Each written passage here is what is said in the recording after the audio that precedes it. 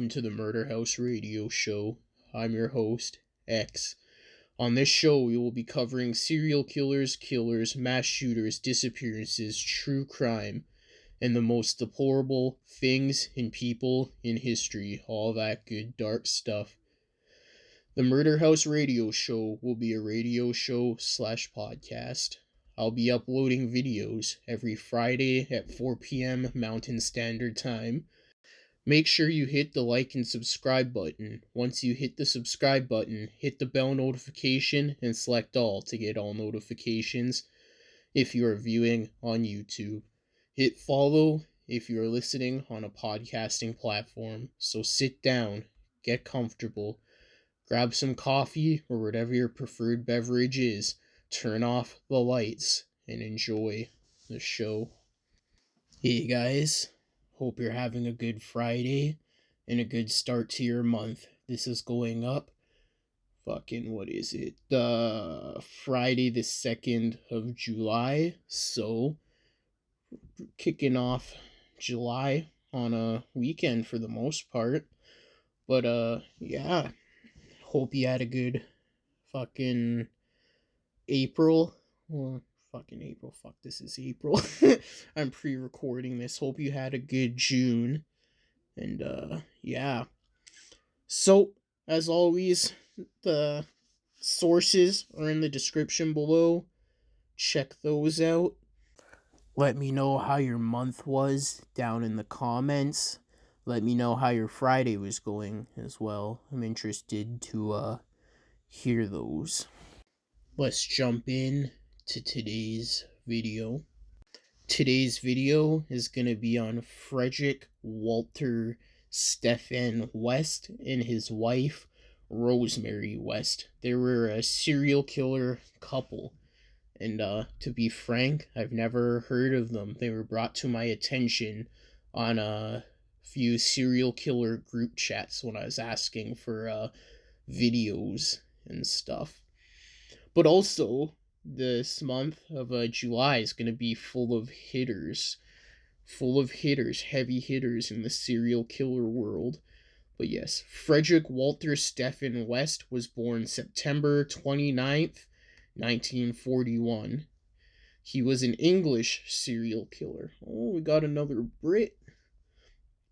Who committed at least 12 murders between 1967 and 1987 in Gloucestershire.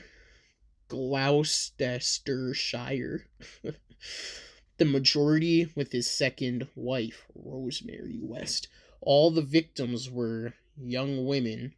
At least 8 of these murders involved the West's sexual gratification and included rape, bondage, torture, mutilation. And the victims' dismembered bodies were typically buried in the cellar or garden of the West's Cromwell Street home in Gloucestershire. Gloucester, which became known as the House of Horrors. Ooh, the Murder House Radio Show, the House of Horrors. Oh, fuck. That's a creative name for the podcast. For all of you who don't know, I got the Murder House Radio Show from a group as well. I was like, hey, I'm thinking of starting a podcast. What should I name it? And someone commented the Murder House Radio Show, and that one wasn't taken. So I was like, nice. And I was also like, yeah, I want a name that involves radio show in it, and that's what the dude suggested, and I was like, fucking mint. But Fred is known to have committed at least 2 murders on his own, while Rose is known to have murdered Fred's stepdaughter, Charmine. The couple were apprehended and charged in 1994. Fred fatally asphyxiated himself while on remand at HM Prison, Birmingham. Birmingham. Birmingham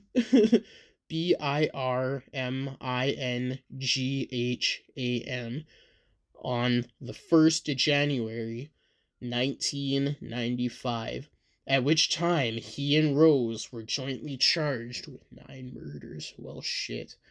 And he with 3 further murders. So they were all charged with 9 murders, and then he was charged with an additional 3. Word. In November 1995, Rose was convicted of 10 murders and sentenced to 10 life terms and a whole life order. Okay, so that's a recap on who these guys are. So I'm going to be learning with you guys while I do this podcast. So yeah, hope you guys enjoy it. And let's get into the early life. So we'll start off with the early life of Frederick. He was born, as I said, September 29th, 1941, at Brickton College. What? Much Mouser, Herefordshire, the first surviving born of Walter Stephen West. Okay. Oh, the Brickton Cottage. Okay, word. That's where he was born. So he's the first surviving child. Okay, to the father and to Daisy Hannah Hill. Okay. Fred was from a poor family of farm workers. They were close knit and mutually protective.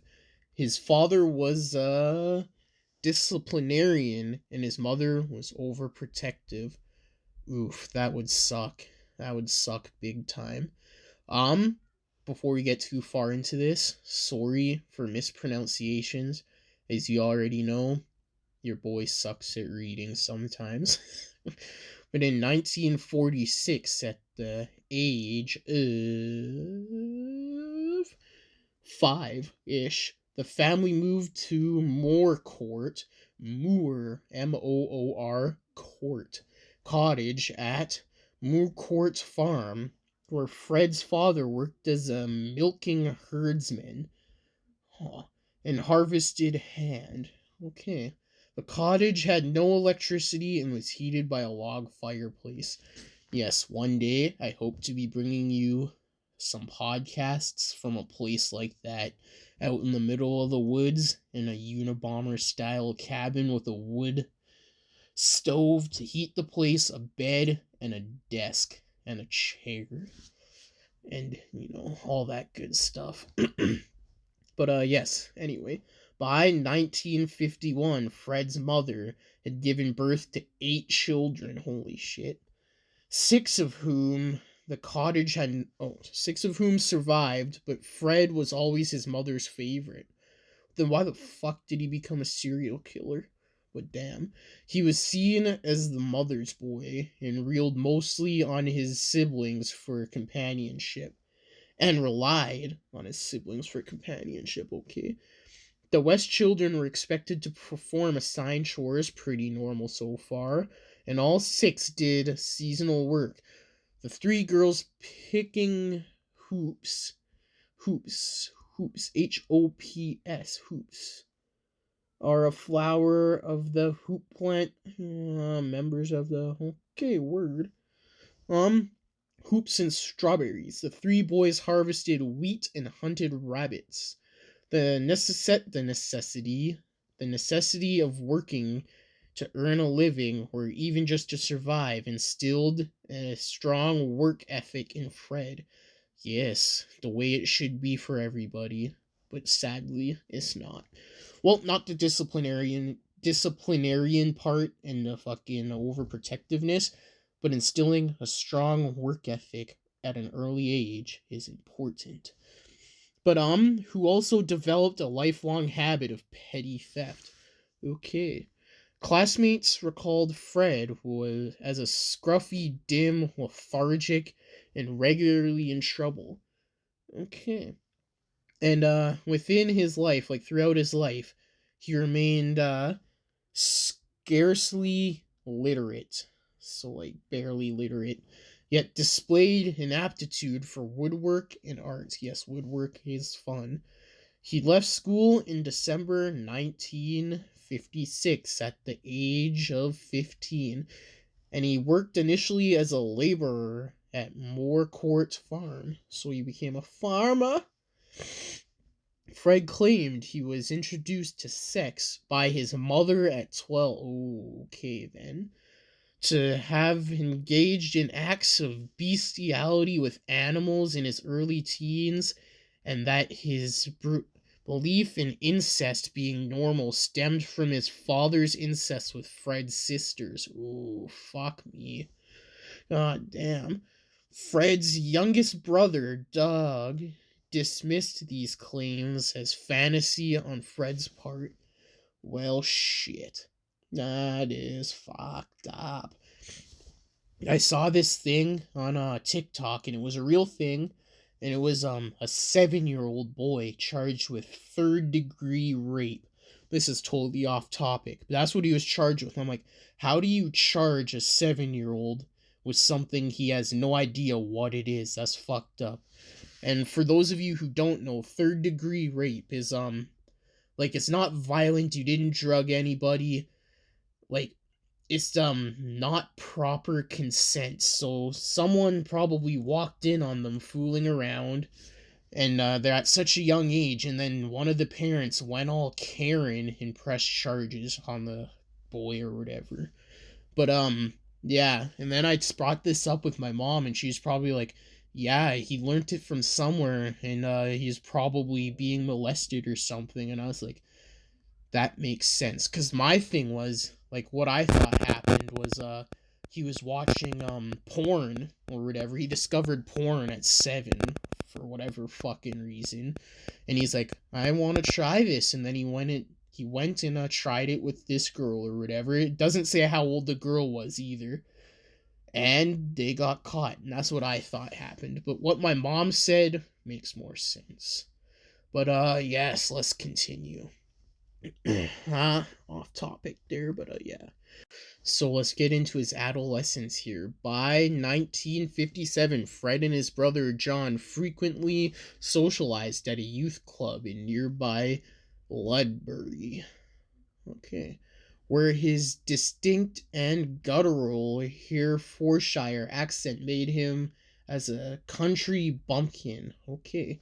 He aggressively pestered women and girls whom he objectified as sources of pleasure to be used as he saw fit. Well, goddamn. And would abruptly approach and fondle them. Jesus, zero chill out here. When a girl accepted his advances, she would find his sexual performance unsatisfying, as his primary objective was his own gratification. Oof. Yeah, well, shit. Shortly after his 17th birthday, Fred bought a motorcycle, and 2 months later suffered a fractured skull and broken arm and a broken leg in an accident. It'll happen. He was unconscious for 7 days and walked with braces for several months. Well, shit. Because of this incident, he developed an extreme fear of hospitals and became prone to fits of rage. A couple years later, he suffered another head injury when him and a girl were on a fire escape for whatever reason, and he groped her. She punched him or whatnot, and he fell 2 floors down to the ground and hit his head. And this was at the Ludbury Youth Club. And in June 1961, Fred's 13-year-old sister Kitty told her mother that Fred had been raping her since the previous December. Oh, shite. And had impregnated her. Arrested the same month, Fred freely admitted to the police he had been molesting young girls since his early teens, and asked, doesn't everybody do it? Holy fuck, okay then, Jesus Christ. What went wrong in this picture? What am I missing? Holy shite. What am I missing in the story? That didn't sound good. But yeah, what am I missing in the story? Like, what went wrong for him to start molesting people? Like, what the fuck? And so early. Like, what the fuck? He was tried on November 9th at the Herefordshire as size, Assizes, and through disgust by her son's actions. Oh, though disgust by her son's actions, Daisy had been prepared to testify in his defense. Oof. Kitty refused to testify in the case collapsed. Oof. Much of Fred's family effectively disowned him. Yeah, I would too. Fuck that guy. His mother banished him from the household, and he moved into the much Marcel house of his aunt Violet. By mid 1962, he had reconciled with his parents, but his relationship with most of his family remained fraught. Yeah, that's fucked up. Fuck. Yeah, if I caught anybody I knew fucking molesting anybody, they're getting an ass kicking and I might end up in jail for murder. But yeah, that's fucked up, man. That's fucked up. So it says here that Fred became reunited or reacquainted, you could say, with Catherine Renee Bernadetta Costello. Okay. In September 1962 when he was 21. He first met her at the Much Marcel Dance Hall in 1960 and dated her for several months before she returned to Scotland. Okay. And then she was impregnated by a Asian bus driver at the time of her marriage to Fred and may have recollected from Glasgow to England due to members of her family expressing their displeasure at her being pregnant with a mixed race child. Yeah, they were racist back then. And then they married in Ludbury on November 17th. The sole guest being Fred's younger brother John. Okay. They initially lived in Fred's aunt's house, then moved to Cottbridge where Fred worked as an ice cream van driver, and Renee's daughter, Charmine, was born in March 1963. Okay. And then to explain the child's mixed race ancestry, Renee and Fred claimed that she had suffered a miscarriage and that Charmine was adopted, okay? Shortly thereafter, the couple relocated to Savory Street in Brighton district of Glasgow. Okay, so back to Scotland. Okay, so that's how they met, got married, all that stuff with the first wife. But yeah. I don't get how these sexual predators can go on, get married, and have kids, and if they are married with kids and commit these crimes, how the wife goes and forgives them. Oh, he's probably hurting. Oh, he's probably in a bad place. Oh, he didn't mean to. Like, fuck off. Get real. Like, you married a fucking monster, and you should fucking put him down, because what if it was your fucking child he was doing that shit to? But, yeah. Yeah, that's fucked up. It's pretty fucked up. I only say that because I wonder if she knew that Fred was molesting his sister and other fucking teens when he was younger.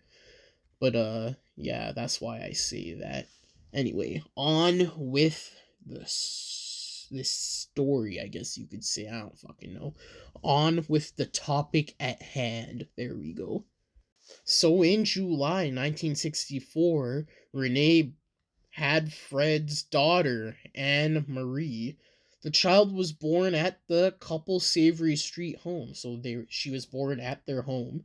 The family nanny and neighbors of West recall that Renee, as a considerate mother, okay, so she was a nice mother, according to neighbors and the nanny and stuff, and struggling to bring up the two children as any woman would, Fred treated the children harshly. Oof. He kept the girls in the bottom bunk bed with bars fitted to the space between the bunks. Oof. So he put them in a cage. That's fucked up. They were allowed out only when he was at work. Well, shit. Via McNeely, the Wests became acquainted with 16-year-old Anne McFall, a friend of McNeely's who was despondent over the death of her boyfriend in a workplace accident. McFall spent a great deal of time at the West's flat. Okay, and I think they went on to murder her. I'm not sure. We'll get into this. But yeah. So Fred was an unfaithful man. He admitted to having numerous affairs while he was married, and he fathered an illegitimate child with a woman from the Gabriel Gorbals. Okay. When she discovered her husband's infidelity, she began an affair with a man named John McLachlan. On one occasion, Fred discovered the pair in an embrace. He punched Rihanna, making her scream. In response, the fucking one she was cheating with punched Fred, who drew a knife and grazed his abdomen. Okay. When punched by the dude a second time, Fred stopped defending himself. Oh, interesting. Years later, the dude recollected this incident.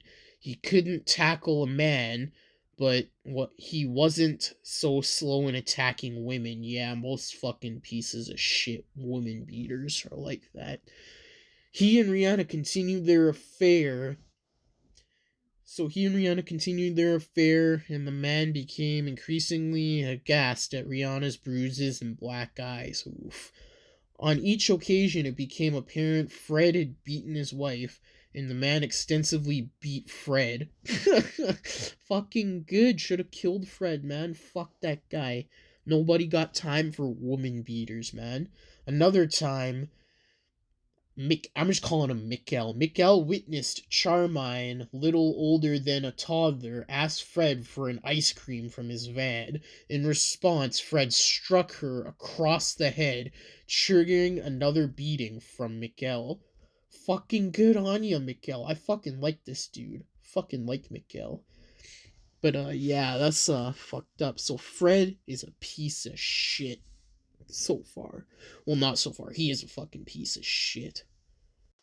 So on November 4th, 1965, Fred accidentally killed a small boy in Glasgow with his van. He accidentally ran over him.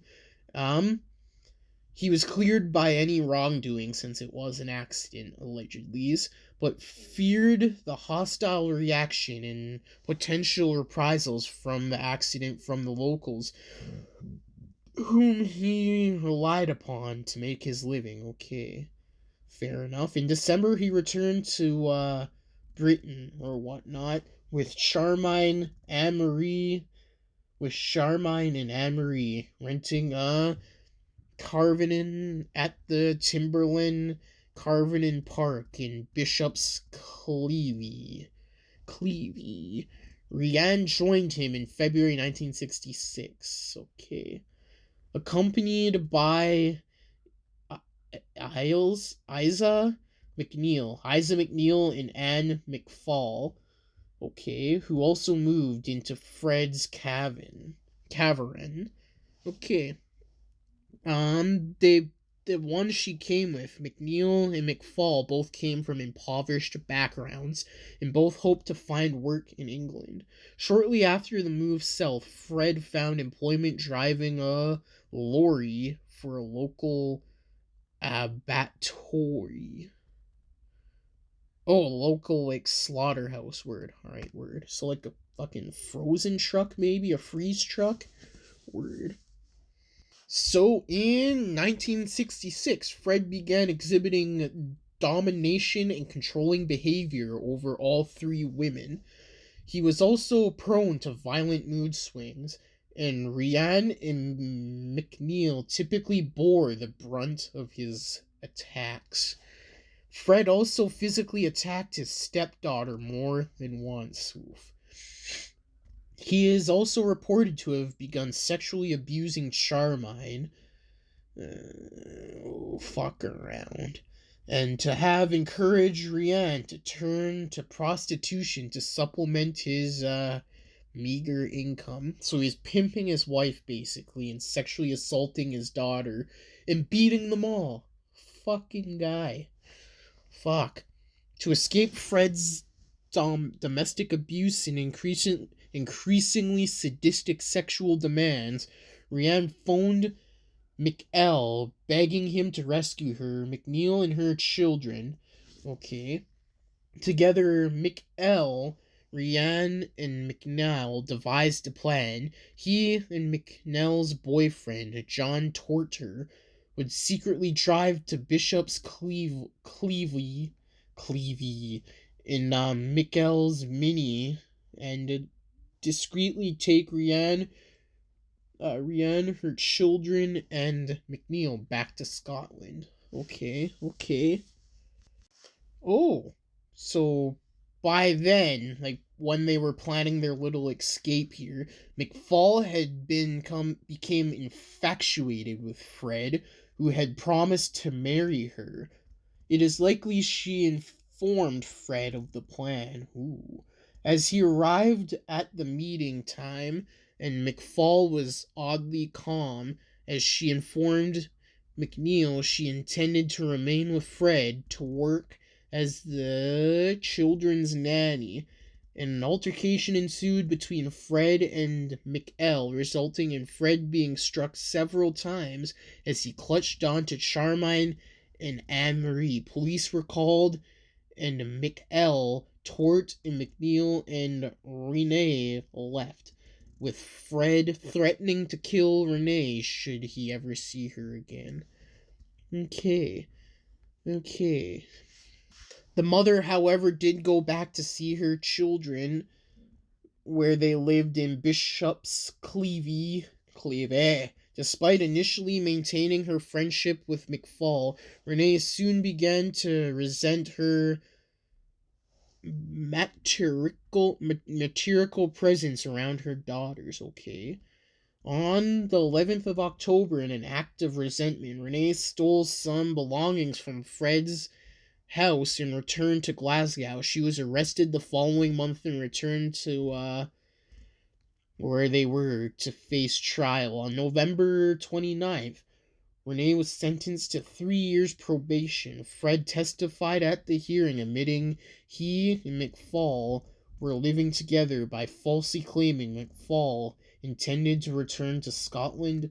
Okay, immediately. And then after the trial, McFall moved into the house at the Timberland Cavern Park. Renee alternated between living with Fred and returning to Glasgow. Letters McFall posted to the family and McNeil in Glasgow between 1966 and 1967 indicated she believed a relationship with Fred could offer her a better life than that she had experienced than she was living in Scotland. Okay. And she tried to persuade Fred to divorce his wife in order so that she could marry him. Okay. So a bunch of fucking drama. This is all some drama, but Fred's in the center of it because he's a piece of shit. And yes, as I said, Anne McFall was murdered in July 1967. McFall, age 18. How the fuck old was she when they were fucking around? In July 1967, McFall, age 18 and 8 months pregnant with Fred's child, vanished. Oof. She wasn't reported missing, but her dismembered remains were found buried at the edge of a cornfield between Mercel and Kepley in June of 1964. So she was missing for a long fucking time. Holy shit. Her limbs had been carefully disarticulated. Okay. And so, like, cut apart or whatever, I'm guessing. Hold on. In medical terms, that means is the separation of two bones at their joints. Also, like, dislocated word. Okay. and um many finger bones were missing from her body, likely to have been retained as keepsakes. Her unborn child may also have been cut from her womb. Jesus. Fred initially denied he had killed McFall, but confined to one visitor following his arrest that he had stabbed her to death following an argument. This explanation is inconsistent with the fact that her wrists were found with sections of dressing gown cord wrapped around them, suggesting she had been restrained prior to her murder. The following month, Renee returned to live with Fred, and the couple relocated to Lake House Cavern Park. Their relationship initially improved, but Rian left the following year, again leaving the children in his care. On these occasions, when Fred had no women to supervise and take care of the girls, he temporarily placed them in the care of social services. Okay. Well, this is wild as fuck so far. Jesus Christ. And then Rosemary Elite. So he met Rosemary Elite in early 1969, shortly after her 15th birthday. How old is he at this time? Hold the fuck on. Just a second. Jesus Christ. Oi, oi, oi. He was 28 with a 15-year-old. Jesus. The pair first met at Cheltenham bus station. Okay. Initially, Rose was repulsed by Fred's unkempt appearance and deduced he was a tramp. Okay, a hobo. But she quickly became flattered by the attention Fred continued to lavish on her over the following days, as he invariably sat alongside her at the same bus stop. She refused twice to go on a date with him, but allowed him to accompany her home. In their initial conversations, Fred quickly discovered that she had not had a boyfriend before, but she was sexually active. Some Chris Hansen type shit right here. You'd be a perfect candidate for that show too if this was the time of the internet. He also extracted a degree of sympathy from her by claiming he and his two daughters had been abandoned by his wife, and that he wished for more children.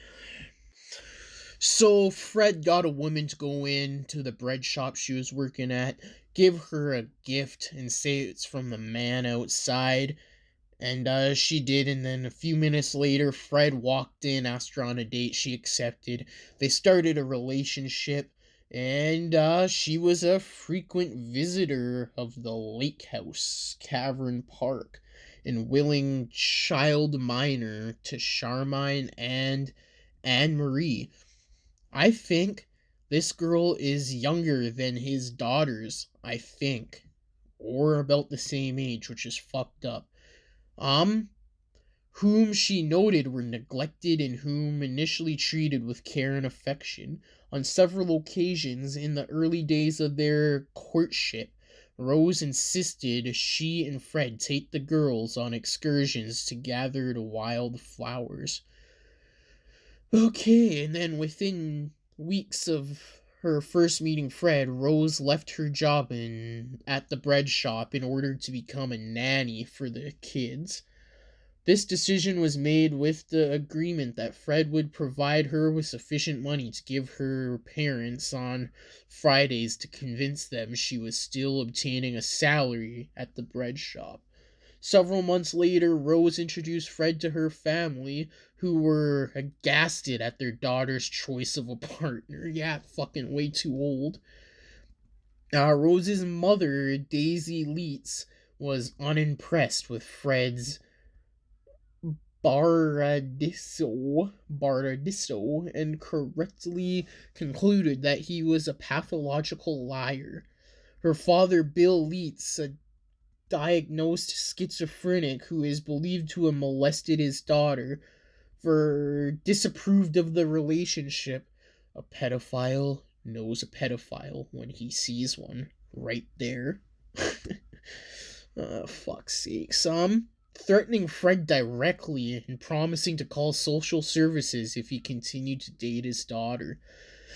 Fucking okay. Good on the dad, I guess, doing one good thing with his life if he was molesting his daughter. Fucking threatening to report Fred to social services would have been a good thing to do, because, it's not a good environment for kids. Like, fuck's sakes. But, yeah. So Fred went to prison for shoplifting, and Rose went back with her parents from a home for disgruntled youth or whatnot. Her parents kept trying to convince her not to see Fred, which she didn't listen to. And on her 16th birthday, um, yeah, she went somewhere else, blah blah blah blah blah. And then Fred got out of prison because he was, well, not prison, jail. He's serving 30 days for theft and unpaid fines. And when he was released, Rose left her parents' home and moved in with Fred. And they went to go collect his kids. Bill Leitz made one last effort to prevent his daughter from seeing Fred. And Rose was examined by the police surgeon in February 1970, who confirmed she was pregnant. Okay. In response, Rose was again placed into care, but was discharged on the 6th of March on the understanding she would terminate her pregnancy and return to her family. Oof. Instead, Rose opted to live with Fred, resulting in her father forbidding his daughter forever setting foot in his household. Oof. Okay, then. So that's pretty much their relationship so far. And then it says 3 months later, the couple moved from their current location to the floor flat of a 2-story house in Midland Road, Gloucester, on October 17th, 1970. And Rose gave birth to their first daughter. They named her Heather Ann. Okay. Speculated remains of Heather have been... Okay. Speculation remains that Heather may have been seared by Rose's own father. Okay. 2 months later, Fred was in prison for the theft of car tires and a vehicle tax disc. Okay. He remained in prison until June 24th, 1971. So, okay, so like 6 months. He served 6.5 month sentence. Okay, Rose just turned 17 and looked after the 3 girls, and they were told to call her mother. Okay, there is that. Sorry if this sounds a little scattered. I don't want to read directly off the site, like the whole site, because, I don't want to just, narrate the site. And, copyright tings. But, yeah, there is that. So the daughters claimed that they were frequently subjected to criticism, beatings, and other forms of punishment throughout their time living with Rose. Okay. But although Anne Marie was generally submissive and prone to display emotion in response to the physical and mental hardship she and her sisters endured, Charmine repeatedly infuriated Rose by her stoic refusal to either cry or display any sign of grief or servitude, no matter how severely she was physically punished. Okay, despite the years of neglect and abuse, Charmine's spirit had not been broken. Tough girl, tough girl. And she talked wistfully to Anne Marie of the belief she held that their mommy will come and save them. Oh, fuck. Anne Marie later recollected her sister repeatedly antagonized Rose by making statements such as my real mom won't swear or shout at us. In response, Rose's scathing language. Okay. A childhood friend of Charmaine's named Tracy Gills, who lived in the upper flat of Mainland Road, would later recollect an incident in which she had entered the West's flat unannounced, only to see Charmaine naked and standing upon a chair, gagged and with her hands bound behind her back with a belt, and Rose stood alongside the child with a large wooden spoon in her hand. According to Gills, Charmaine had been calm and unconcerned, while Anne Marie had been standing by the door with a blank expression on her face. Oof. Hospital records revealed Charmaine had received treatment for several puncture wounds on her left ankle. So, like, stab wounds, Jesus Christ. In the casualty unit of the Gloucester Royal Hospital on the 28th of March 1971. This incident was explained by Rose to have resulted from a household accident. Fuck's sakes, fuck around, boys. This is fucked up, man. Fucked up shit. I don't get how, some parent could let this happen to their kid, and I don't get how someone could, do this to their kid. But anyway, here's the murder of Charmaine West, so the daughter. Oh, fuck. Rose is believed to have killed Charmaine shortly before Fred's prison release date of the 24th of June 1971. She is known to have taken Charmaine, Anne-Marie, and Heather to visit Fred on the 15th. It is believed to be on or very shortly after this date that Charmaine was murdered, okay? As well as forensic odontology, dentistry, so like dental records, confirmed that Charmaine had died while Fred was still incarcerated. Further testimony from Gail's mother, Shirley, corroborated the fact that Charmaine had been murdered before Fred had been released on the 24th of June. It says here in her later testimony at Rose's trial, Shirley Gill stated she and her family have lived in the upper flat of 25 Midland Road in 1971, and that her two daughters had been playmates of Charmaine and Anne-Marie. Sherry Gill stated that after her family had vacated the upper flat of Midland Road in April 1971, on one day in June, she had brought Therese to visit Charmaine, only for Therese to be told by Rose she's gone to live with her mother, and bloody good riddance, Jesus. Before Therese began to weep, Gills was demanded. Fred was still in prison on this occasion. So, okay. So, Fred was still in prison when they brought the daughter to go play with, Charmaine. Okay. Well, there's that.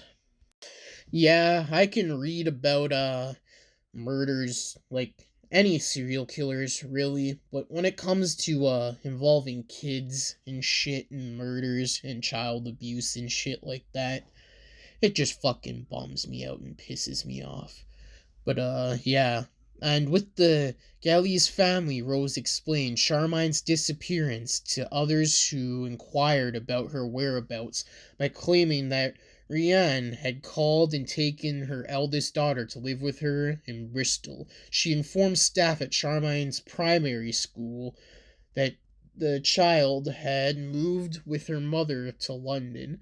When Fred was released from prison on the 24th of June, he allayed Anne-Marie's concerns for her sister's whereabouts by claiming her mother had collected Charmaine and returned to Scotland. So even the father's like, what the fuck? Where'd my daughter go? In her autobiography, Out of the Shadows, Anne-Marie recollected that when she asked why her mother had collected Charmaine but not her, Fred callously replied, "She wouldn't want you, love. You're the wrong color." Oof, that's fucked up. So there is that. And Charmaine's body was initially stowed in the coal cellar on the Mineland Road until Fred was released from prison. He later buried the naked body in the yard closed to the back door of the flat. So Fred knew about this and buried the body. Well, shit. I take what I said back about him not knowing about the murder then. And he remained adamant dismembered he had not dismembered her. A subsequent autopsy suggested the body had been severed at the hip. This damage may have been caused by building work Fred conducted on the property in 1976. Several bones, particularly petalae, that's like knee bones, petalae, fingers, wrist, toe, and ankle bones, were missing from her skeleton, and this led to the speculation the missing parts had been retained as keepsakes. So they kept parts of he kept parts of his daughter as a fucking trophy or memento or whatever you want to call it. That's some sick shit. This proved to be a distinctive discovery in all the autopsies of the victims exhumed in 1964. And then the murder of Catherine Renee West, so the mother. Renee maintained sporadic contact with her children on each occasion she and Fred separated. Okay. She is also known to have visited Moorcourt Cottage to inquire as to her children's whereabouts and welfare in the latter half of August 1971. Fred's sister-in-law, Christy, later recalled Rianne was depressed and extremely anxious about her children's welfare. Well, good on her. Being provided with Fred's address, Renee sought to confront him, likely to discuss or demand custody of her daughters. This was the final time Renee was seen alive. She is believed to have been murdered by strangulation, possibly in the back seat of Fred's Ford Popular, and likely while intoxicated. Okay. When her body was found, a short length of metal tubing was found with her remains, leaving an equal possibility she had been restrained and subjected to sexual assault prior to her murder. Renee's body was extensively dismembered, placed into plastic bags, and buried close to the cluster of trees known as Wee Tree Coppice at Letterbox Field, about 1 mile from Much Marcel. Okay, so there's that. So far, they killed the daughter and the mother, and yeah. And then they finally got married. Marriage to Leets. So this happened on the 29th of January 1972. On June 1st, Rose gave birth to a second daughter. The date of her birth led Fred and Rose to name the child May June. So eventually they moved from their home they were at in Midland Road to an address near 25 Cromwell Street. And initially the 3-story house was rented from the council. Fred later purchased the property from the council for £7,000 to facilitate the Wests' purchasing of the property from the council. Many of the upper floor rooms were initially converted into bedsides, so like bed and breakfast kind of deals, or rented spaces, and this was to supplement the household income. And to maintain a degree of privacy, Fred's family, installed a cooker and a wash basin in the first floor landing in order that their lodgers need not enter the ground floor where the West family lived. Okay, makes sense. And, yeah. And only he and his family were permitted access to the garden of the property. Okay, okay. Shortly after the birth of the second daughter, Rose began to work as a prostitute operating from their house. So, there is that. And then there was domestic violence. And when each of the children reached the age of 7, they were assigned numerous daily chores to be performed in the house. They were solemnly allowed to socialize outside the household perimeters unless either Fred or Rose were present, and had to follow strict guidelines imposed by their parents, with severe punishments, almost always physical, being the penalty of not conforming to household rules. Um, Yes, the children feared their parents, and the vast majority inflicted by Rose. So Rose was the main disciplinarian, I guess. Occasionally by Fred, the violence was sometimes irrational, indiscreet, or just inflicted by Rose's gratification. She always took great care not to mark the children's faces or hands in these assaults. Heather, then her younger brother Stephen, ran away from home. Both returned to Cromwell Street after several weeks of um alternately sleeping rough or staying with friends, and both were beaten when they returned home. Between 1972 and 1992, the West children were admitted to the Accident and Emergency Department of the local hospital 31 times. The injuries were explained as accidents and never reported to social services. That's a fuck up. This reminds me of the case of Gabriel Fernandez. Rest that poor boy's soul. But, yeah. That's, sad. On one occasion, Stefan was mopping the kitchen floor with a cloth. Rose accidentally stepped into the bowl of water he had been using. In response, Rose hit the boy over the head with the bowl, then repeatedly kicked him in the head and chest as she shouted, "You did that on purpose, you little swine."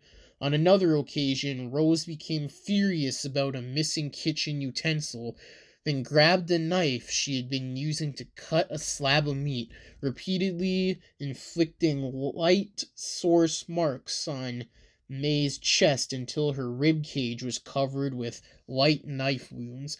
All while May screams, "No, Mom, no, Mom," as Stephen and Heather stood by helplessly crying.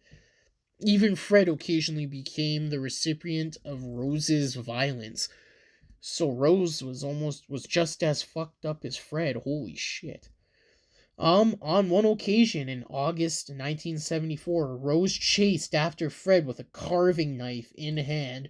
Fred was able to slam shut the door to the room in which he had run as Rose lunged at him with the knife, resulting in the knife embedding itself in the door, and 3 of Rose's fingers sliding down the blade, almost severing them from her hand. Okay. In response, Rose calmly wrapped her hand in a towel and said, "Look what you done, fella. You're gonna take me to the hospital now." Holy fuck, this bitch is crazy. when dudes say they want a crazy girl. Just kidding. But, yeah. Initial sexual assaults. Okay, so here we go. This is gonna be graphic. Anne Marie West. Oof. In September 1972, the Wests led 8-year-old Anne Marie to the cellar at 25 Cromwell Street, where the child was ordered to undress, with Rose tearing her dress from her body upon noting the child's hesitation. She was then stripped naked, bound to a mattress, gagged, before Fred raped her with Rose's active encouragement. Shite. After the rape, Rose followed Anne-Marie to the bathroom, handed her a sanitary towel, then explained to the child, "Everybody does it to every little girl." Oh, fuck. "It's a father's job, don't worry, and don't say anything to anybody." That's fucked up. Making clear these sexual assaults would continue, Fred and Rose then threatened the child with severe beatings if they ever received word she had divulged the sexual abuse she endured at their hands. That is fucked up, man. Fuck. Rose occasionally sexually abused Anne-Marie herself and later took extreme gratification in degrading her with acts such as binding Anne-Marie to various items of furniture before encouraging Fred to rape her and forcing her to perform household chores whilst wearing sexual devices and miniskirts. From the age of 13, Fred and Rose forced Anne-Marie to prostitute herself within the house, with her clients being informed Anne-Marie was 16. Rose was always present in the room when these acts were happening to ensure Anne-Marie did not reveal her true age. On one occasion, when Anne-Marie was age 13 or 14, Rose took her to a local pub, insisting she drink several glasses of wine. Okay. Several hours later, Fred arrived at the pub to collect Rose and Marie. Once they had left the premises, Anne Marie was bundled into her father's van, beaten by Rose, who asked her, "Do you think you could be my friend?" What the fuck? Before she was sexually abused by her father and stepmother. Yes. That's fucked up. Holy shite. Jesus Christ. Well, that was fucking hard to read. Jesus Christ. And then there is Caroline Owens. In October 1972, the Wests hired 17-year-old Caroline Owens as their children's nanny. They had picked her up one night on a secluded country road as a hitchhiker. Okay. She was hitchhiking from Telesbury to her Kinderford home, having visited her boyfriend. Learning that Owens disliked her stepfather and was looking for a job, the Wests offered her part-time employment as a nanny to the 3 children then in their household, with the promise she would be driven home each Tuesday. Several days later, Owens moved in with the Wests, sharing a room with Anne Marie, whom Owens noted was very withdrawn. Yeah, 'cause she's fucking traumatized. Jesus Christ. Yeah. When Caroline would ask about the men coming in and out, Rose said she worked as a masseuse, and according to Owens, Fred also said he was a skilled abortionist who was available should she ever need such a service. Owens also noted Fred talked about sex almost increasingly. Her suspicions as to his sexual overtones were further heightened when Fred boasted that many of the women he claimed to have performed abortions upon were so overjoyed that they would offer him their sexual services as a reward. When Owens herself became the recipient of the West's overt sexual advances, she announced her intentions to leave and return home. Knowing Owens' habit of hitchhiking along the A40 between Cinderford and Torksbury, the Wests formulated a plan to abduct her for their shared gratification. Oh, so they kidnapped her. Oh shit. Fred later admitted that the specific intent of this abduction was to rape and likely murder Owens, but that his initial incentive was to determine whether his wife would be willing to at least assist him in abduction. On December 6, 1972, the couple lured Owens into their vehicle with an apology from their conduct and offered her a lift home. Initially, Owens believed the Wests had been sincere in their apologies to her and obliged, believing she had simply mistaken their earlier intentions. Rose joined her in the back seat with an expression she wanted a girl's chat as Fred drove. Okay. And then shortly after, Rose began fondling her, and Fred questioned whether she had sex with her boyfriend that evening. When Owens began to protest, Fred stopped the car, referred to Owens as a bitch, and punched her unconscious before he and Rose bound and gagged her with scarves and duct tape. In her subsequent statement to police, Owens stated that at Cornwall Street she was given a drugged cup of tea to drink, then again gagged and subjected to prolonged sexual assault from Fred and Rose. At one stage, Fred remarked that Owens' clitoris was unusual, then lashed her genitals with a leather belt. Oof. When Owens screamed, Rose again smothered her with a pillow and further restrained her around the neck and performed cunnilingus on her. Cunnilingus? What's that? Cunnilingus?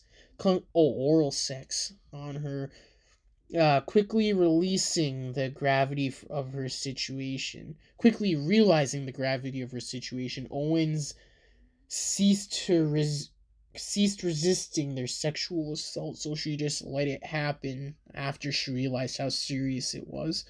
And then the next morning, having noted Owens screaming when one of the children had knocked on the door of the room in which she was restrained, Fred threatened that he and his wife would keep her locked up in the cellar and allow his black friends to abuse her. Jesus.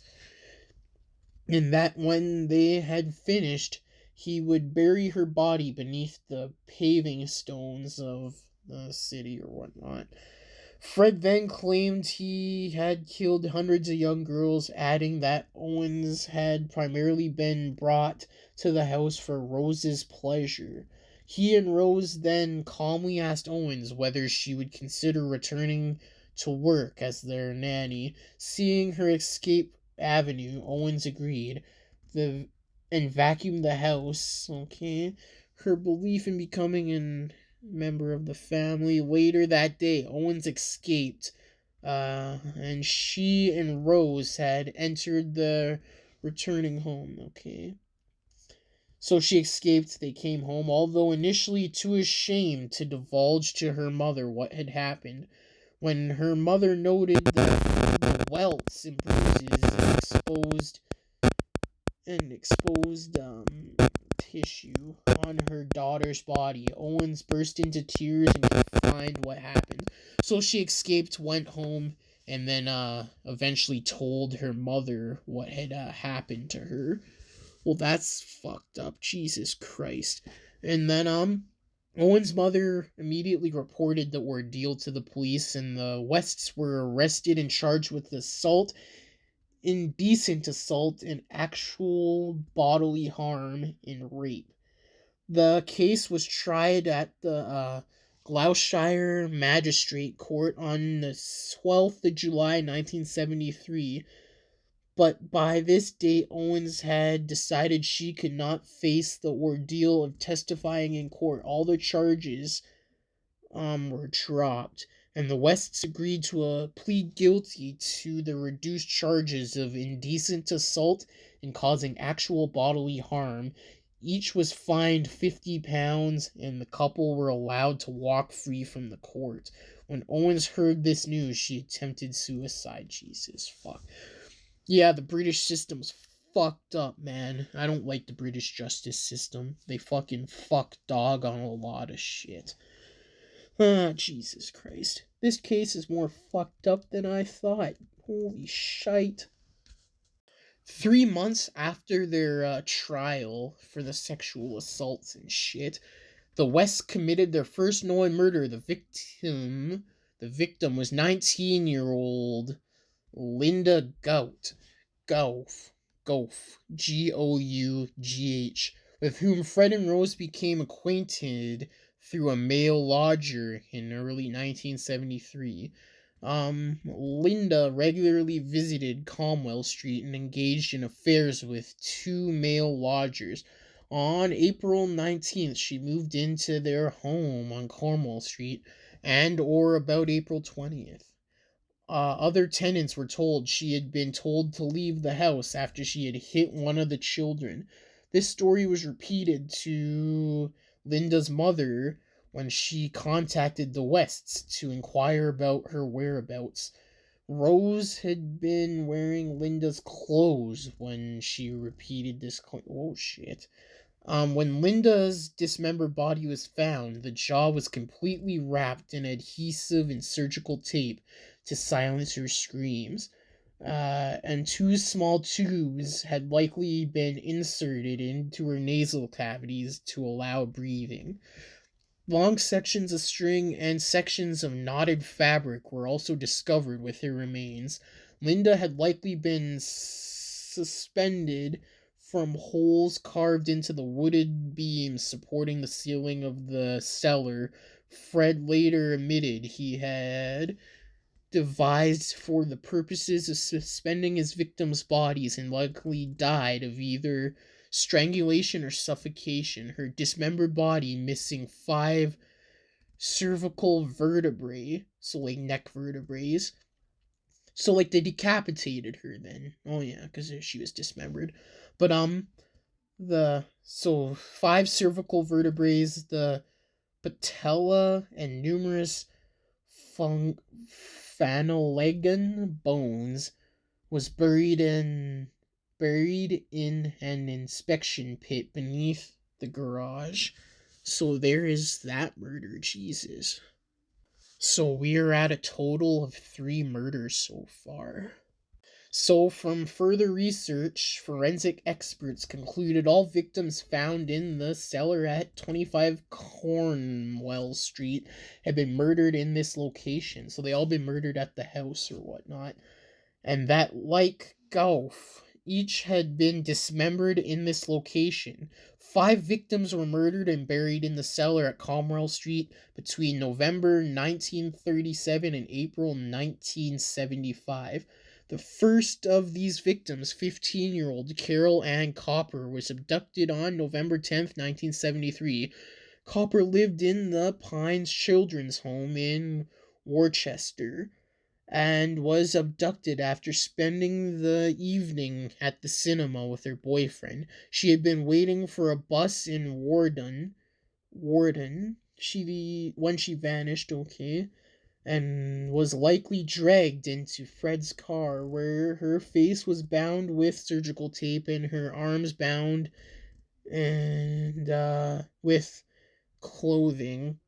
Before she was driven to Cornwall Street at the West's address, Copper was suspended from the wooden beam of the cellar ceiling before she was abused and murdered, as had been the case with Linda.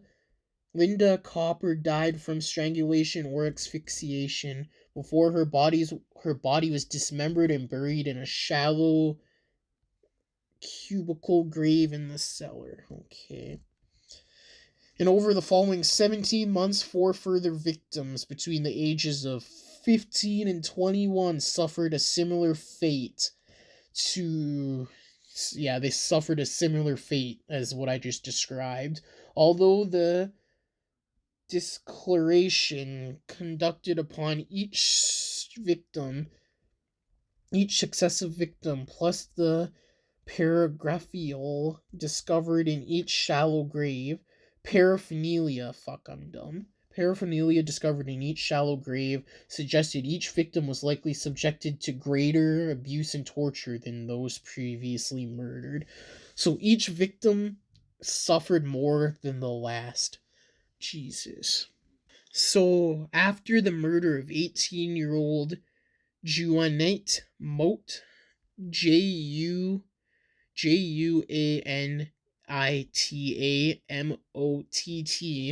in April 1975, Fred covered the floor of the cellar with concrete. He later converted this section of the house into a bedroom for his oldest children. Jesus Christ. The nightmares in that place. Holy fuck. Imagine there was just bodies under your floor where you slept. He and his wife are not known to have committed any further murders until May 1978, when Fred, either with or without Rose's participation, but certainly with her knowledge, murdered an 18-year-old lodger named Shirley Robertson. Robertson had first met Fred at the Green Lantern Cafe in April 1977. At the time of her death, she was heavily pregnant, and Rose herself was also pregnant at this time. Well, damn. Initially boasted to neighbors that the child Robinson was carrying was her husband's. She soon developed a deep resentment for Robinson, and the motive of her murder is likely to have been the removal of a threat to the sustainability of the West's relationship. Her body was buried in the garden of the house. It was extensively dismembered, but no restraining devices were found with the remains, meaning a sexual motive for the murder is unlikely. The unborn baby has been removed and had several bones missing. Oh, Jesus. Shortly thereafter, Rose unnecessarily submitted a claim for maternity benefits in Shirley's name with the Gloucestershire Social Services. Gloucester Social Services. But yes, as had earlier been the case with Charmine and Linda, Fred, and Rose allayed the suspicions of anyone who asked about Robinson's whereabouts by claiming she had relocated to live with her father in West Germany. Jesus Christ. And then the final murder Fred and Rose are known to have committed with a defined sexual motive. So their last sexually motivated crime occurred on August 5th, 1979. The victim was a 16-year-old named Allison Chambers, who had run away from a local children's home to be to live with the Wests and a nanny. So she lived with the Wests as a nanny, as a live-in nanny in the middle of 1979. Chambers is believed to have lived with their household for several weeks before her murder, and Rose promised Chambers she could live at a rural peaceful farm she claims she and Fred owned. Okay. Her body was also buried in the garden of their house, close to the bathroom wall and along. Although Chambers was likely dismembered, her skeleton was not marked by striations as their earlier victims' bodies had been. Okay. In an effort to allay any concerns from Chambers' family, with whom she maintained regular correspondence, Fred and Rose later posted a letter written by Chambers to her mother prior to the murder. Okay. Well, there's that. So that's their last sexually motivated murder. Jesus. These guys are some sick fucks. So there's that. And then Heather and Mae West became the center of Fred's incestuous sexual attentions after Anne-Marie ran away from home in 1979. After enduring a particularly savage beating from Rose to her stomach just days after being discharged from the hospital for treatment of an ectopic pregnancy. What's that? Ectopic pregnancy is a complication of pregnancy and where the embryo attaches inside the uterus aside. Oh, okay, word. So the abuse became the frequency of the abuse endured by Heather and Mae increased when both girls reached puberty. Fred was overt and unapologetic in his abuse and would justify his actions by saying, "I made you, I can do what I want with you." He further referred to his intentions to impregnate both his daughters on at least one occasion, and would occasionally force all his children to watch pornography with him. Oh, fuck. As Heather and Mae and their younger brother Stefan were very close in age, the trio resolved that if their father asked either of the two girls to be alone in a room with him, They would only do so if at least one other member of the trio was present to avoid either girl being raped. Both girls also developed a regime whereby they would only shower or undress when their father was either out of the house or as her sister stood guard at the door. Stefan was also informed by his father that he would have to have sex with his mother by the age of 17. Jesus. In the event, his parents evicted him from the house when he was 16. Okay. Although the girls were repulsed by their father's behavior, May having once endured Fred throwing a vacuum cleaner at her when she remonstrated against his fondling. So she rejected his fondling and he threw a vacuum cleaner at her.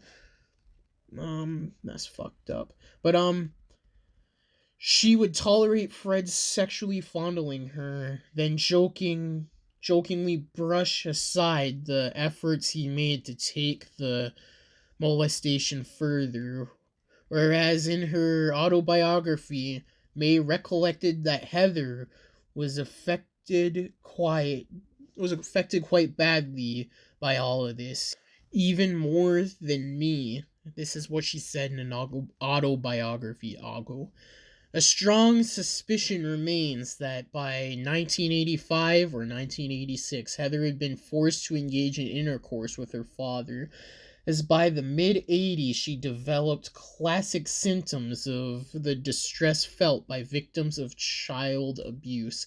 These include habits of biting their nails until they bleed, drinking alcohol, or wirely watching her father through the corners of her eyes whenever she was sitting or standing, expressing nervous fragility whenever in the presence of males, her sleep being repeatedly broken by nightmares, and her repeatedly bouncing back and forth as she sat on any chair. This distressful behavior led to Fred and Rose suspecting Heather had lesbian inclinations, and also resulted in her becoming an increasing recipient of taunts from her father, who had particularly held a liking towards Heather, that she was ugly, a bitch. On the occasions Heather um, remonstrated about the abuse to her mother, Rose would simply laugh at her distress. Oh fuck. So she would go to her mother to talk about the abuse or whatnot, and Rose would just fucking laugh at her. Heather also expressed to May and Stefan her desire to run away from home and live a nomadic lifestyle in the forest of Dean, and to never again see any human beings. Yeah, fuck, I would too if that happened to me. I just fucking dip right quick. Fuck that shit. I feel bad for these kids, man. It's fucked up knowing that people, let alone kids, have to go through this shit. Well, not have to, but do go through this shit. But yeah. Heather did complain to friends about the abuse she and her siblings endured, and her external signs of psychological distress were noted by several of them. Staff at the Hulkuleti, fuck me, Hucclecote secondary school, which Heather and siblings attended, were also known to have expressed concern as to why Heather, a studious and obedient pupil, refused to obey orders either to change her clothing for or shower after sporting activities. On one occasion, she was forced to take a shower, resulting in her peers and staff noting her arms, legs, and torso were covered in welts and bruises in various stages of healing. Heather attempted to excuse these injuries as having been obtained in a fight with her siblings, but confined in one close friend that they were inflicted by her parents, adding that her mother considered her a little bitch who deserved her beatings. Holy fuck. So, by the mid 1980s, rumors of Rose's sex life had reached several of the children's classmates, And the children were instructed by their parents, like the West's children were instructed, to keep their details about their home life away from their peers. Heather confided in friends. Many of these rumors were true. And father of one of these friends was a friend of West's and told West, the father, Fred, and Rose, that Heather had divulged details of their home life, including details of her mother's promiscuity to her classmates. Fred was so concerned by these revelations that he began to escort Heather to and from school.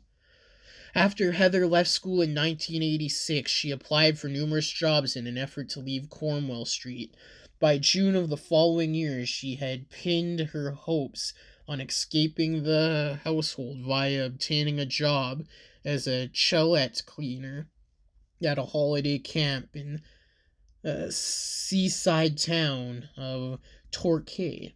She received notification that this application had been unsuccessful on the 18th of June. In response, she crumpled into tears before her siblings, May and Stefan. The same evening, her whole family heard Heather sobbing aloud as she attempted to sleep. And according to May, she cried all the way through the night. The following morning, on June 19th, Heather was back to her usual self, looking miserable, biting her nails, and sitting on the couch, bouncing back and forth as she sat, as her siblings left the house to go to school. Okay. When Heather's siblings returned home, they were informed Heather had left to accept the job she had previously been refused. Although Rose told inquiring neighbors that she and Heather had been a hell of a row, and that Heather had run away from home. Then they answered their children's questions about why Heather failed to contact them or visit. The parents claimed that Heather had eloped with a lesbian lover. When May and Stefan suggested that they report Heather's disappearance to police, Fred persuaded an unknown acquaintance to fake a phone call from Heather to her parents. In the years following Heather's disappearance, Fred occasionally jokingly threatened the children that they would end up under the patio like Heather if they either misbehave or divulge the mistreatment they endured to anyone outside the household. With Rose's approval, he later constructed a barbecue pit immediately opposite where Heather had been buried. The place and placed a pine table on her grave for the children of the family to sit upon. Whenever the Wests held family gatherings in their garden. Jesus Christ. This part sounds familiar. I'm pretty sure I have watched a documentary about this a long time ago. But Heather's disappearance, Fred and Rose constantly changing stories about their daughter's whereabouts, plus their allusions to foul play, ultimately led to police inquiries as to Heather's whereabouts. These inquiries culminated in a search warrant being issued to excavate the West's garden in February 1994. Fucking good, holy shit. This is fucked up, bro. In May 1992, Fred asked his 13-year-old daughter, Louise, to bring some bottles to the room on the first floor of their home. Rose was not present in the home at this time. Shortly thereafter, the girl's siblings heard her scream, "No, don't." Later, Fred returned downstairs. Louise was found by her siblings, writhing in pain, sobbing that her father had raped and sodomized her at one stage, partially strangling her. Fuck. When Rose returned home, Louise confided in her mother that she had been raped by Fred. Rose replied, "Oh well, you were asking for it." Holy shit. Over the following weeks, Louise was raped on 3 further occasions, with Rose personally witnessing one of these rapes before following her distressed and bleeding daughter into the bathroom and asking the child, "Well, what did you expect?" Fred also filmed one of these rapes. Several weeks later, Louise garnered the courage to confide in a close friend what her father had done. This friend told her own mother what had happened on August 4th in response to the friend's mother's anonymously informs the police. So the friend of the mother that Louise told the police anonymously. And it says here, on August 6th, 1992, the police searched the West's household on the pretext of searching for stolen property, although numerous objects of sexual paraphernalia, including 99 pornographic videos of both homemade and commercial nature, were discovered. Police did not find the video depicting the rape of Fred's daughter. The 13-year-old made a full statement, though, a specifically trained solicitor describing her father's actions, the fact the sexual abuse had begun when she was 11, and that her mother had been casually indifferent to her plight. All the children in the household were placed in foster care the following day. Good. Medical examiners revealed evidence of physical and sexual abuse. The West children also divulged their mother had inflicted most of the physical abuse, and their father frequently said that if they told anyone about the going ons in the household, they would be buried under the patio like their sister Heather. So police launched an investigation that led Fred being charged with 3 counts of rape and one of burglary. Sodomy, okay. With Rose as an accomplice, she was also charged with child cruelty, inciting her husband to engage in sex with their daughter, and obstructing the police. Fred and Rose were questioned as to the whereabouts of their oldest daughter, and although Fred claimed Heather was alive and well and supporting herself via prostitution, Rose initially claimed to have no knowledge of Heather's whereabouts or why she had left home. Rose claimed to have kept in contact with her daughter over the phone or whatnot over the years, and the following day Rose was granted bail on the condition she did not maintain contact with her children, her stepdaughter, or her husband prior to her trial. As Fred was awaiting trial, he was held on remand in Brigham. Learning that her father had denied any wrongdoing, Anna Marie also contacted police to offer a full statement detailing her experiences as a child. In a statement given to Detective Constable Hazel Savage, Anne Marie recounted the extensive physical, mental, and sexual abuse she had endured as a child at the hands of her father and stepmother. Before agreeing to testify against both parents at their upcoming trial. Okay, Anne-Marie also added she had for several years been unsuccessfully attempting to trace her mother Renee and half-sister Charmaine and Heather. Further inquiries conducted with Anne-Marie's husband, Charles Davis, revealed that Heather had confided in him just how unhappy she was shortly before her disappearance, and of her desire to leave home. So the husband, Davis, said that Heather did not divulge any details about her enduring any sexual abuse.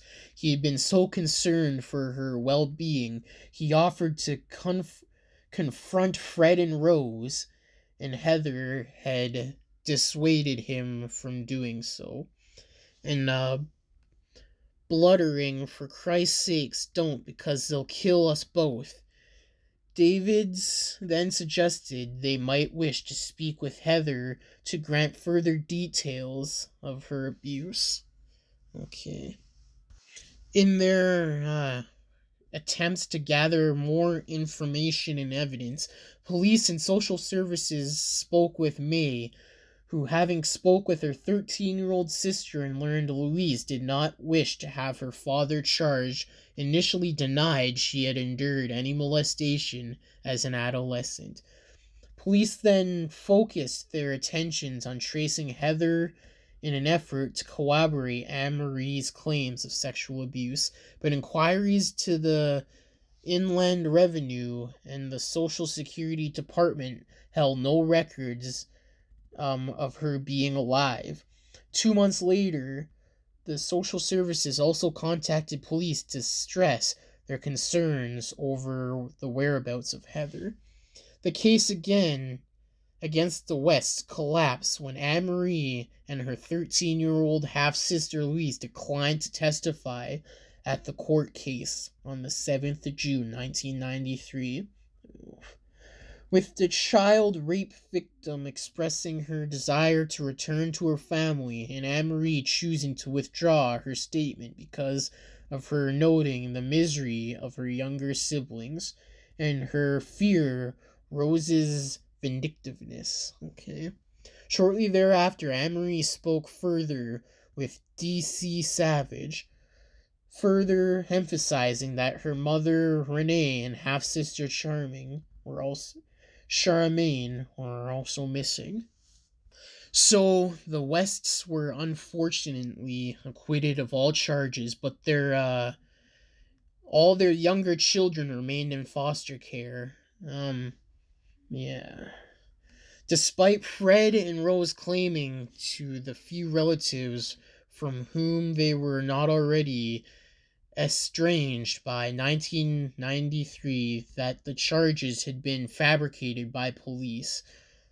So they were trying to cop pleas with the family, saying it was all bullshit, basically, to the remaining family they had that haven't fucking cut them off. Also, all of their remaining family members severed contact with them good.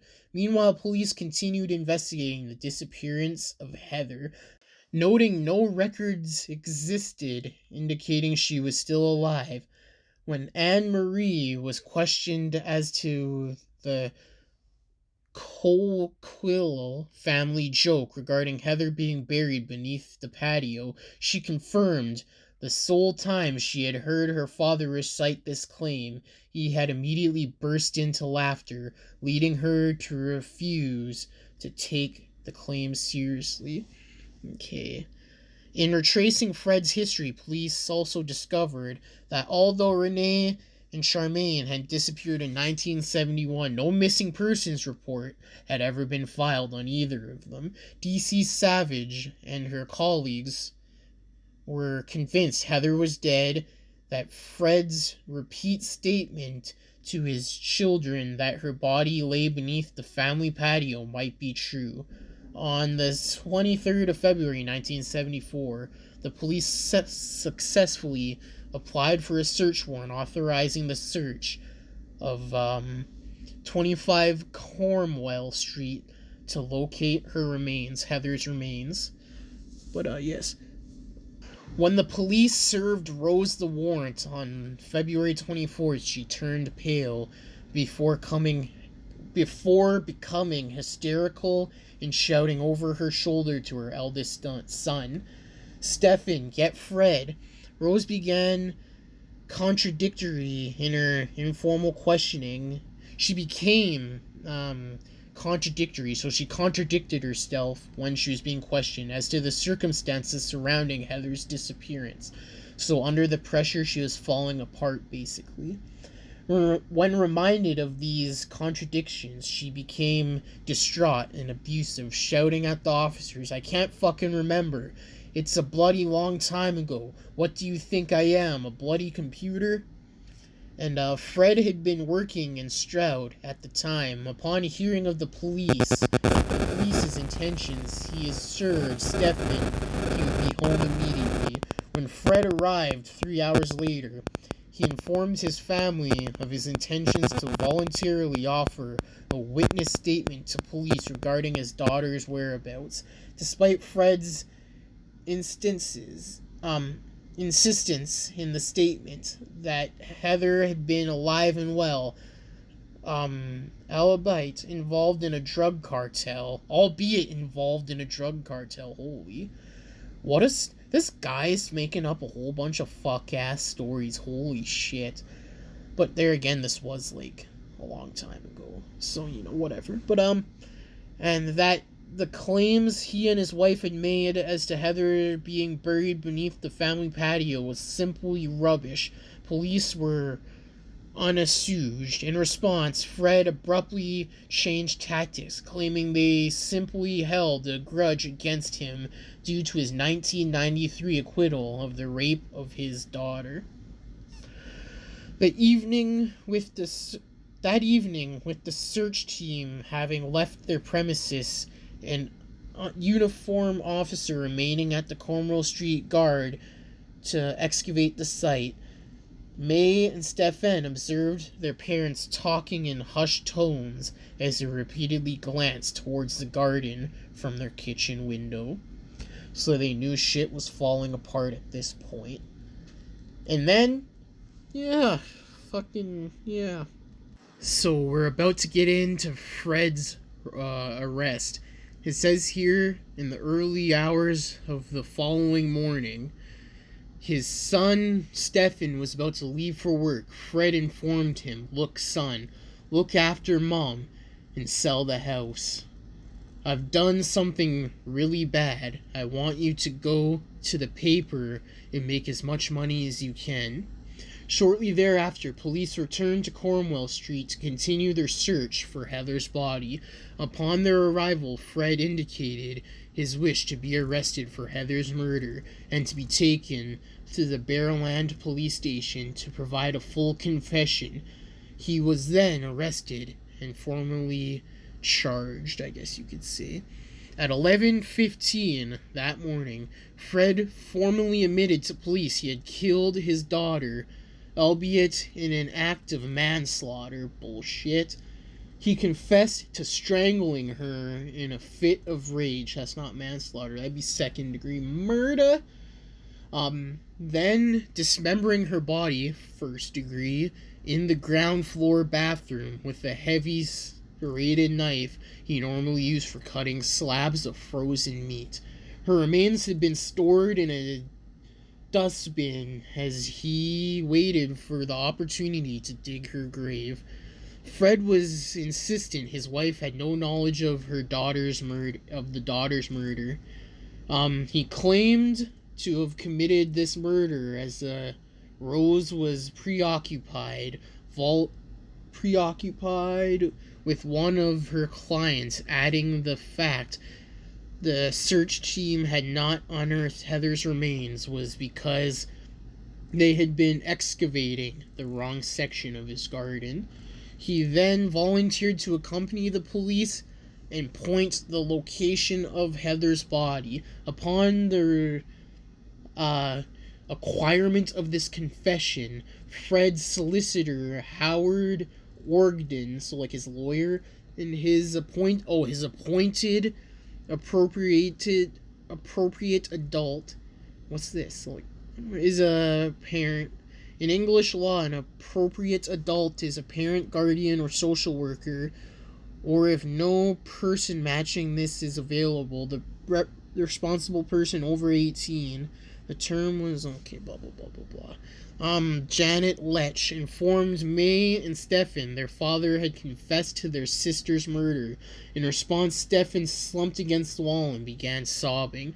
May entered a state of shock before steaming that her father had not killed her sister. It says the next day the police began excavating the section of the garden in Cornwall Street where Fred said the body was buried. Shortly after 4 p.m. the police found a human thigh bone protruding from a section of garden. Fred had insisted police need not look in. So, they found a bone in a section of the garden Fred had not indicated. Excavating the section of garden where Fred had indicated these dismembered remains were taken to police headquarters for further examination.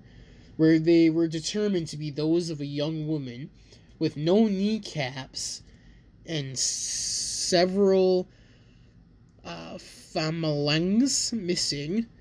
The descendants' fingernails were discovered in a pile, suggesting they may have been torn from the fingers as a means of torture. Several hours later, the body was identified via dental records as being that of Heather West. So that evening, he was charged with his daughter's murder, and when he was being questioned why police had also discovered a third thigh bone, Fred confessed there were two further sets of human remains in his garden and agreed to return to reveal the location of both graves, one of whom he named as Shirley Robertson, who he described as being a former tenant and a lesbian who had been heavily pregnant with his child at the time of her murder in 1978. The other victim he described incorrectly as being Shirley's mate, but neither could not or would not elaborate as to her identity. Both sets of remains were discovered on the 28th of February, and Fred was charged with both murders 2 days later.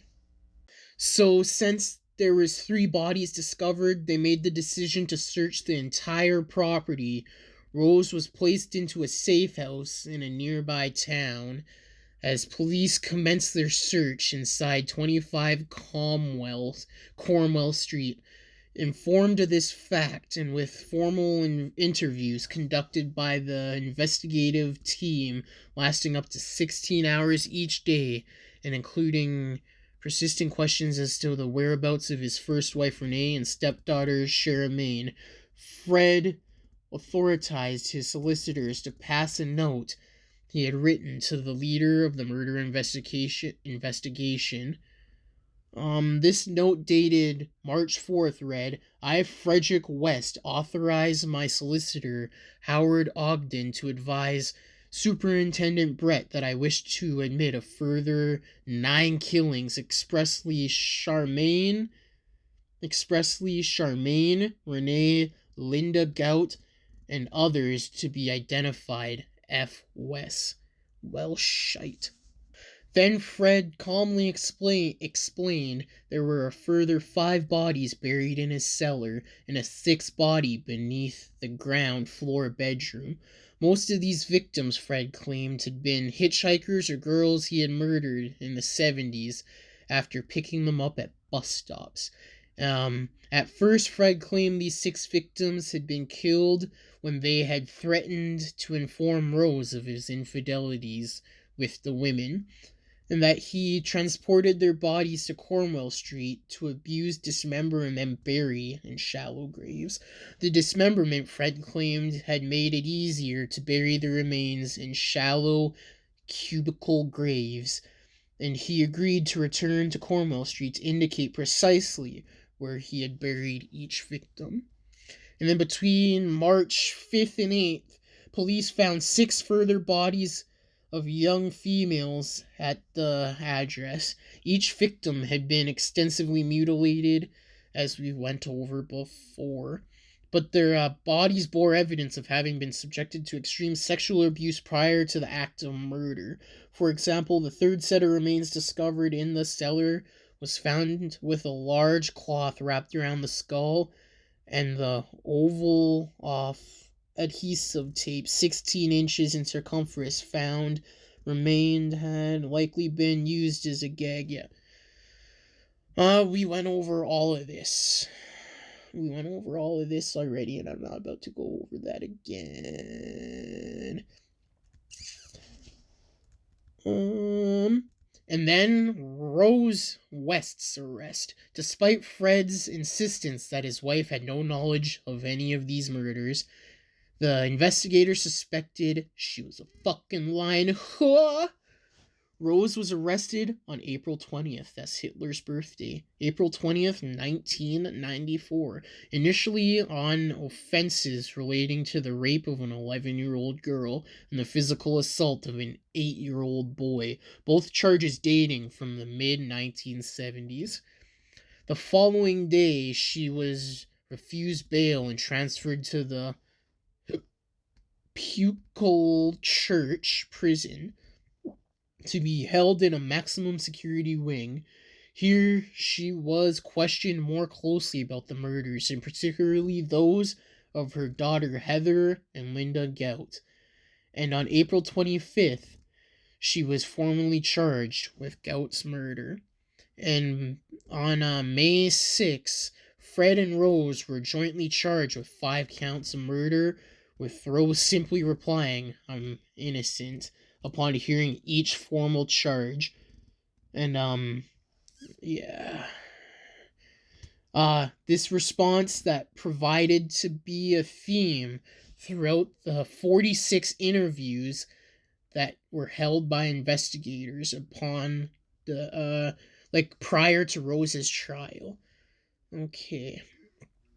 As well as the murders of the victims exhumed from Cornwall Street, Fred had confessed to the murders of his first wife and stepdaughter, and knowing the location of Anne McFall's remains, although he denied killing her. Fred agreed to identify each burial location, and the remains were unearthed between April 10th and June 7th. He was then transferred to HM Prison, Birmingham. Oh, Birmingham, that's how you say that. Where the strict suicide watch called for his cell to be checked every 15 minutes. And then, yes, the formal charges.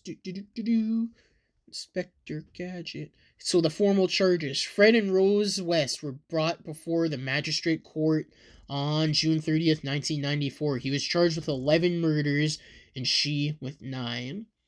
This was the first time the couple had seen each other since Fred's February arrest. And before the hearing, the formal charges against them, Fred leaned towards his wife and gently placed his hand upon her shoulder. In response, Rose, having ignored her husband's persistence, visibly winced in discomfort. Both were ordered held on remand. Okay. Police attempted to lead Fred from the hearing. He resisted their efforts and again attempted to move towards Rose, who again winced and attempted to writhe away from his grasp.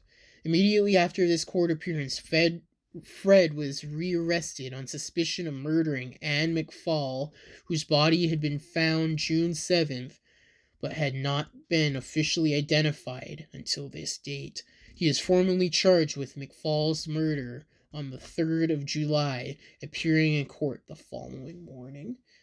Well, shite. So Fred became depressed, and this became even worse after Rose publicly rejected him at the Gloucester Magistrate Court on the 30th of June. Her refusal to reply to letters he sent her and reports leaked to press in which she, Rose, had assumed the role of grieving mother who had lost a daughter and stepdaughter to her husband, and in which she declared both her innocence of murder and her hatred of him. Fucking lying cunt. This pisses me off. Shite. Fred pled with Stephen and Anne Marie, the only children, to visit their father while on remand. That's fucked up. To convey to Rose that he loved her, but Rose never acknowledged these statements. In response, Fred withdrew his earlier confession to having acted alone in the murder. Oh, fucking petty. To acted alone in the murders, and insistently accused his wife of almost total culpability in all the murders to which she had been charged, excluding the one of Anne McFall, which she claimed had been committed by his first wife. Well, shite. And then, the initial strict suicide watch have been relaxed on the 1st of July 1995. Fred West asphyxiated himself in his cell by wrapping an improvised rope he had constructed from blankets and tags he had stolen from the prison laundry bags around his neck, then binding this device to a door handle and window catchment and sinking to his knees. So he hung himself, basically, almost. At the bottom of the suicide note found in his cell, a drawing of a gravestone. Within was written, "In loving memory, Fred West, Rose West, rest in peace, where no shadow falls. In perfect peace, he waits for Rose, his wife." We fucking cowards way out. Fucking pussy ass bitch. So Rose pled not guilty to 10 charges of murder, the murder of Charmaine West having been added to the original 9 after Fred's suicide note, and 2 counts of rape and indecent assault of young girls have been dropped with a view of later resubmission. Although her counsel concluded that circumstantial evidence indicated Rose's willingness to subject young girls to sadistic physical and sexual abuse, her trial was at Westchester Crown Court began October 3rd.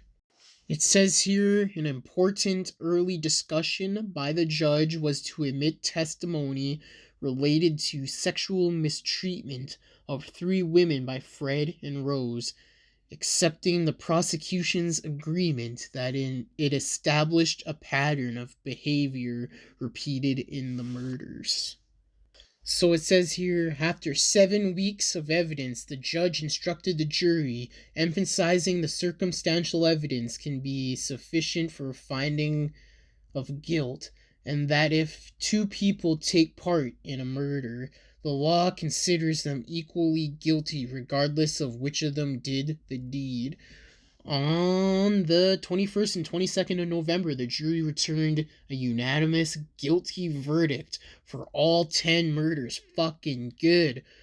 Terming her crimes appalling and depraved indeed.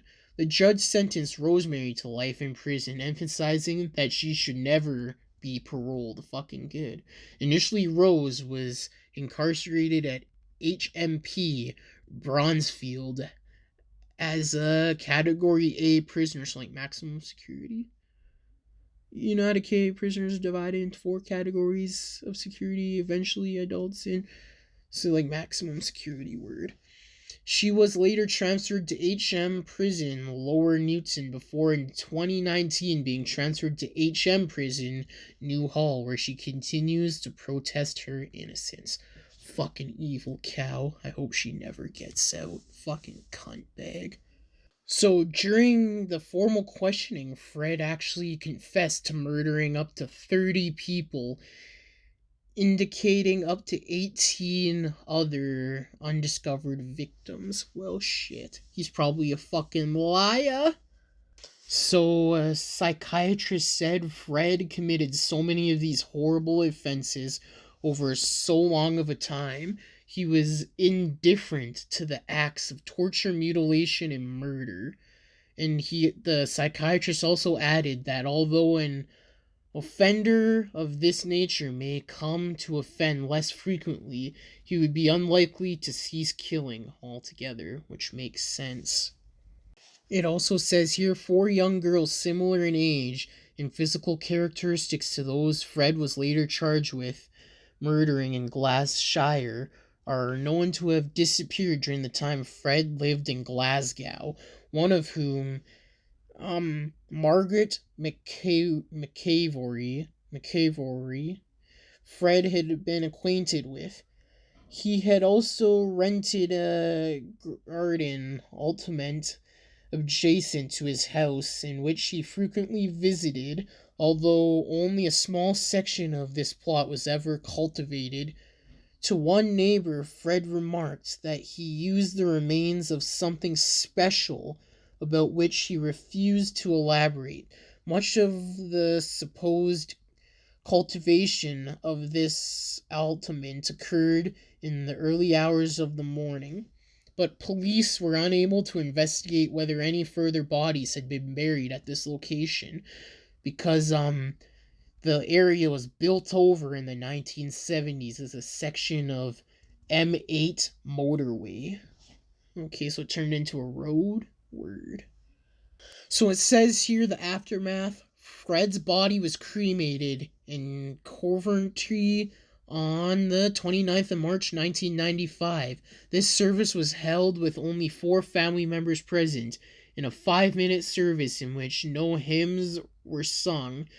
The Reverend Robert Simpson quoted sections of Psalms 23, then added a solemn reminder to those present that they must also remember everyone else who had also suffered because of these tragic events. His ashes were scattered at the Welsh seaside resort of Berry Island, a location he had regularly visited both as a child and as an adult with his family. Well, shite. So, after the arrest of their parents, the 4 youngest West children were given new identities to protect them from the notoriety of the family. Each child remained in foster care. The remains of Charlemagne and Renee were cremated in Kettering. At instance, Anne Marie West, mother and daughter shared the same coffin, and no roses were to be brought to the service by any mourners. As a direct result of her tendency in investigating the Wests, D.C. Hazel Savage was placed upon annual New Year's honors list. So she's placed on a list for this case. The investigating detective was. The following year, she was awarded an MBE. And Fred's younger brother, John, hung himself in the garage of his home on November 1996. At the time of his suicide, he had been awaiting the jury verdict in his trial for the alleged multiple rapes of his niece, Anne Marie, in Cornwall Street in the 1970s. Oof. So, in March 1996, Rose announced her intentions to appeal her sentence, but then she later took that back. Rose again announced that she would appeal against her sentence via her solicitor on October 2000. In September 2001, she announced her intentions to cancel her appeal, stating she would never feel free even if she was released. She maintains her innocence in any of the murders. Well, fuck her, she deserves to be in jail. But, yeah. Both Rose's biological children and her stepdaughter, Anne-Marie, initially visited her in prison on a regular basis, although by 2006 she had ceased contact with them after May began asking questions about her culpability in the murders. Rose justified her decision with the explanation, "I was never a part and could never be now." The sole visitor Rose continues to receive in prison is Anne Marie, who later changed her name to Annie Marie. Anna Marie to Annie Marie. How could she get a visit from someone she fucking tortured as a kid, man?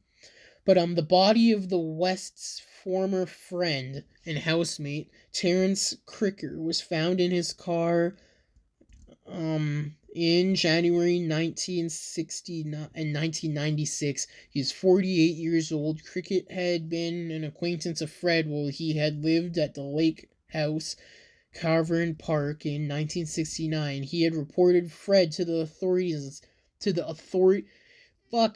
had reported Fred to the authorities on several occasions after having been shown surgical instruments Fred claimed to have used to perform illegal abortions. Oof. So, he claimed to have taken immediately after the procedure. Cricket had further informed authorities Fred had asked him to assist in finding pregnant girls to perform abortions upon. So this dude probably killed himself out of guilt, out of everything that happened, because he thought he probably could have done more, and he felt hella guilty that all these people had to die, and all this sexual abuse went on, and he's like, fuck, and then killed himself. That's what I'm getting out of all this. God damn. He believed that, the information he had provided to the police was ignored as Fred was known as a police informant. Oof, that's spicy. There are also a number of documentaries and shows and stuff, television shows, all that stuff. And, yeah. This was a fucked up ass case. Holy shit. It's the shit I don't like. That's a good song. But, yeah. Um, yeah. So that is the case of Fred and Rose West. Thank you for listening to this episode on the Murder House Radio Show. I hope you have a good rest of your Friday or whenever you are listening to this. Check out the social medias and the sources in the description below. Make sure you hit the like and subscribe button. Once you hit the subscribe button, hit the bell notification and select all to get all notifications if you are listening on YouTube. If you're listening on a podcasting platform, hit follow. See you on the next episode. This is your host X signing off.